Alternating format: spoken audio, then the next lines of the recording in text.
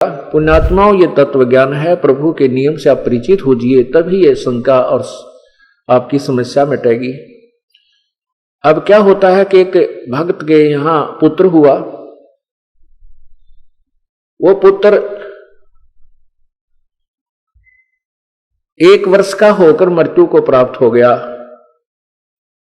और 20-30 हजार रुपए उसके उपचार में भी लग गए। वो परिवार पूर्ण रूप से परिचित हो चुका था, भगवान पर विश्वास था, कबीर परमेश्वर पर। वो डगमग नहीं हुए।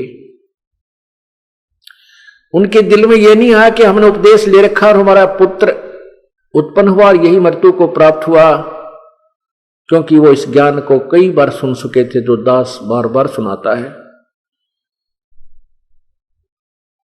उनको क्या हुआ कि परमात्मा की कृपा हुई। 10 महीने के उस लड़के की मृत्यु के 10 महीने के उपरांत फिर पुत्र हुआ। अब बेशक से वो पुत्र की मृत्यु हो गई थी और माता को ज्ञान भी था, पिता को भी ज्ञान था, लेकिन उसका मोह जल्दी से नहीं छूटता। मां बहुत रोया करती थी, उसको याद भी करती थी, लेकिन विश्वास परमात्मा पर यह था कि भगवान जो करता है वो गलत नहीं करता। हमारे प्रभु ने जब ये मंजूर था तो ये हमारे लिए गलत नहीं हो सकता, लेकिन मेरे बस की बात नहीं कि मैं बेटे के मोह को भुला सकूं। तो उस लड़की को एक दिन वो बालक स्वप्न में दिखाई दिया, छोटा सा। देखते ही देखते वो 16-17 साल का हो गया, 18 वर्ष का, 18-19 वर्ष की उम्र का दिखाई दिया और अपना बैग उठा करके चलने लगा। माता, मैंने इस उम्र में मरना था और मेरी शादी भी हो जानी थी। ये परमात्मा ने मेरे ऊपर, आपके ऊपर मेहर की है। मेरा और आपका ऐसा संस्कार था कोई पिछले जन्म जन्मांतर का कि मैंने तुम्हें एक अधिक पीड़ा देनी थी और उस परमात्मा ने ये हमारा संस्कार काट दिया थोड़े से में। उसके बाद उस मां का रोना भी बंद हो गया। उसने खुद आकर के उस बहन ने बताया, जी ऐसे ऐसे वो लड़का मुझे दिखाई दिया।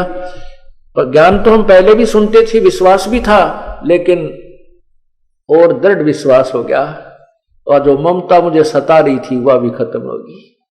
तो परमात्मा आपको ऐसी कोई घटना हो भी जाती है तो घबराना नहीं चाहिए, क्योंकि राज्य क्रमता राम की रजा धरे जो शीस, दास गरीब दरस परस दिन भेंटे जगदीश।